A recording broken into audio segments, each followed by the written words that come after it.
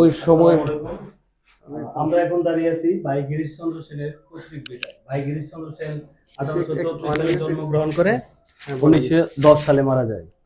আর এই রুমটা হলো আমাদের রিসেপশন রুম। আর রিসেপশন রুমের এই মেঝেটা হলো আদি মেঝে, এটা চুনসুরকির মেঝে পুরনো। আর এই পাশে একটা নতুন সংস্কার করা হয়েছে, অর্থাৎ এটা হচ্ছে সংস্কার করা যেতে পারছে না, এটা হচ্ছে ওই যে আদি প্রায় 200 বছর বা 100 বছর পূর্বের হবে আর কি। তৎকালীন না, প্রায় 400 বছর হবে। 400 বছর আগে তৎকালীন সময়ে যে সিমেন্টের ব্যবহার এখনো আলিবুদ্দিন আগে ওই যে লেখা আছে আদি মেঝে। তারপর আর কি ওনার ব্যবহার না 19 শতকের ওই সমসাময়িকের, কিন্তু ওনার ব্যবহৃত যেরকম তামা কাঁসার, 19 শতকের যেরকম তামা কাঁসার থালাবাটি এবং আসবাবপত্র ওই সমস্ত আমরা আমাদের যারা 90 দশকের লোক ছিলেন এই কুপি বলে, এই কুপি আমরা কিন্তু ব্যবহার করেছি। ঠিক আছে, আর কি আছে একটু দেখেন। এই যে 19 শতকে ব্যবহৃত জিনিসপত্র, চমৎকার এই কি কাঠের এই আলমারিটা হতে পারে। এই যে 19 শতকে ব্যবহৃত জিনিসপত্র।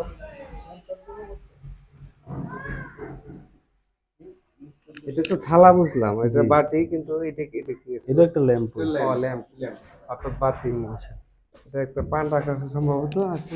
এই পাশটাকে আমরা ভাষা গ্যালারি বলি, যেহেতু ভাই গিরিশচন্দ্র সেন ছিলেন একজন ভাষাবিদ এবং সাংবাদিক। ওনার লেখা যে কোরআনের অনুবাদক, হাদিসের অনুবাদক, তাপসমালা এটাও উনি লেখেন, এবং মহিলা পত্রিকা বিষয়ক সম্পাদক, মানে উনি একজন সাংবাদিকও ছিলেন। আর যেহেতু ভাষা গ্যালারি করা হয়েছে, এই জন্য ভাষার যে প্রথম উৎপত্তি ব্রাহ্মী লিপি এবং চর্যাপদ দিয়ে শুরু করা হয়েছে, ভাষা আন্দোলন দিয়ে শেষ করা হয়েছে। যে ওনার বাড়িতে কাজ করা অবস্থায় এই জিনিসগুলি পাওয়া যায়, যখন সংস্কার করে।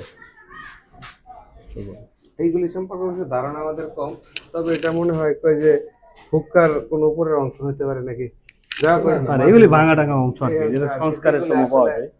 আর যেহেতু ভাষা গ্যালারি করা হয়েছে, এখানে সরবনের উৎপত্তি ও বিকাশ দেখানো হয়েছে। আজকে আমরা সরেও লিখি, খ্রিস্টপূর্ব 300 বছর আগে সরে ছিল এরকম ওল্টাকের মতো ব্রাহ্মী লিপি সরে, যেটা মস্তান করে পাওয়া যায় 300 বছর আগে সরে, এরকম ভাবে লিখতে পরে চেঞ্জ হইতে হইতে এই পর্যায়ে আসে। এই যে ব্যঞ্জনবর্ণের উৎপত্তি ও বিকাশ, যেরকম ক ছিল আগে যুগের মতো এরকম।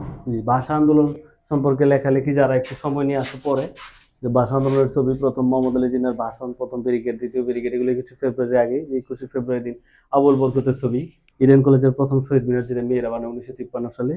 56তে ভাষা নিপুল, এগুলি ভাষা সৈনিক, নরসিংদীর ভাষা সৈনিক, যারা নরসিংদীর ভাষা সৈনিক, যারা নরসিংদীতে যারা নরসিংদীতে ভাষা আন্দোলনে অংশগ্রহণ করছিলেন। এই বইটাতে আছে যে নরসিংদীতে ভাষা আন্দোলন।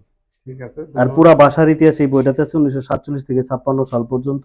পাঠ্য বইয়ে তো আর সব নাই, যারা একটু সময় নিয়ে আসে পরে, যে প্রথম যে কালো পতাকা উত্তোলন করে ঢাকা বিশ্ববিদ্যালয়ের কলা ভবনে, সাইডে লেখা আছে আবুল বরকতের ভাই, মা, বোন, এগুলি যা প্রত্যেকটারই সাইডে লেখা আছে। ঠিক আছে, ভিতরে চলো লিখতে যাই, বইগুলো সময় নিয়ে আসলে পড়া যায়। পড়তে হবে।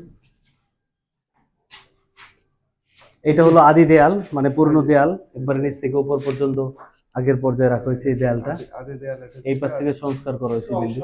আদি দেয়ালটা রাখা হচ্ছে, এই যে দেয়ালের, এই যে দেয়ালের মাঝখানে ফাঁকা জায়গা কালি, তার মানে প্রদীপ টেপের কিছু রাখতে, যার কারণে হারিকেন। এই সেই আমাদের লন্ঠন, এটা দেয়ালে লাগানো অবস্থায় পাওয়া গেছে, ওটা ওনার ব্যবহৃত। হ্যাঁ, এটা একটা।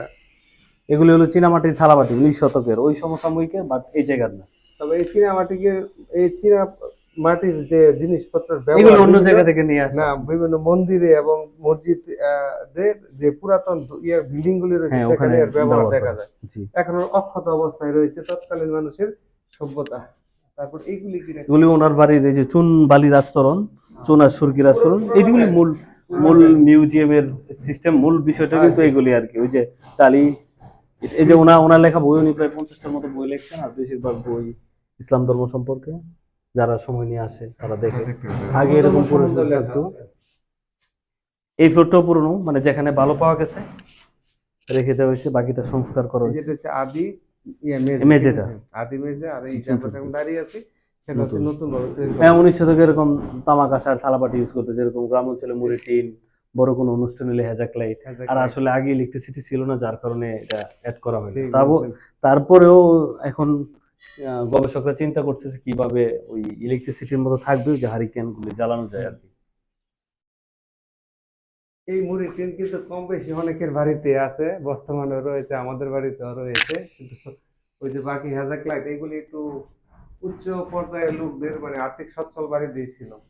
আসেন উপরে দেখি বাইরে দিয়ে সিঁড়ি। উপরে যাই। ঠিক আছে, ধন্যবাদ ভাই। এই দেখেন বিল্ডিং এর যে দোতলা বিল্ডিং এর উপর যে কাঠ ব্যবহার করে, কাঠটা এখনো অক্ষত রয়েছে। যেই কাঠ বর্তমানে প্রায় কয়েক হাজার টাকা মূল্য হবে এই কাঠের, কয়েক কিবি কাঠ। হ্যাঁ আসেন।